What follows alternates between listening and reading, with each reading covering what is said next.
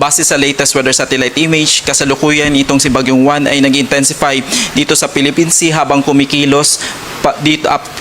dito sa may eastern section ng Luzon na nagdadala ng kaulapan at mga pag-ulan dito sa may eastern section ng Visayas, dito sa ilang bahagi ng Luzon at dito sa ilang bahagi po ng Mindanao, habang northeast monsoon naman po ang kasalukuyang nakakapekto dito sa may extreme northern Luzon. So as of 3 p.m. kanina, ang sentro nitong si Typhoon 1 ay namataan sa layong 605 kilometers east of Catarman, Northern Samar, na may maximum sustained winds na 150 kilometers per hour malapit sa sentro at gustiness na umaabot ng 185 kilometers per hour.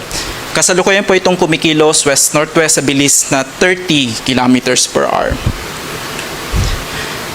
Base po sa track and intensity forecast nitong bagyo, so kasalukuyan pong itong bagyo ay kumikilos pa northwest patungo dito sa may eastern section ng Luzon at inaasahan po natin na maglalandfall ito dito sa may southern portion ng Isabela at northern portion ng Aurora by tomorrow evening hanggang Monday morning, at inaasahan na tatawid po ito dito sa may Cagayan Valley, dito sa Cordillera Administrative Region, dito sa may Ilocos Region at kasama po ang Central Luzon, palabas ng West Philippine Sea by Monday morning or afternoon bago po lumabas ng Philippine Area of Responsibility by Tuesday afternoon.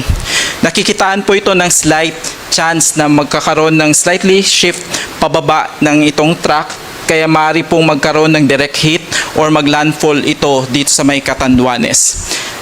Habang tumatawid po ito sa ating kalupaan, maaari po siya makaranas ng slight weakening dahil po sa interaction nitong bagyo sa kalupaan ng Luzon bago po lumabas ng West Philippine Sea, at nakikita po natin na possible tonight or bukas ng umaga ay maaari po itong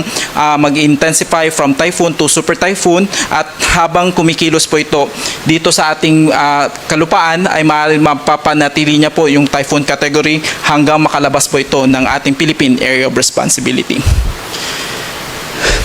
Kasalukuyan, ang pinakamalapit na approach nitong Bagyong Juan ay dito sa may area po ng Catanduanes by tomorrow morning or afternoon, and maaari po ito maglandfall dito sa Aurora, Isabela by tomorrow evening or Monday morning.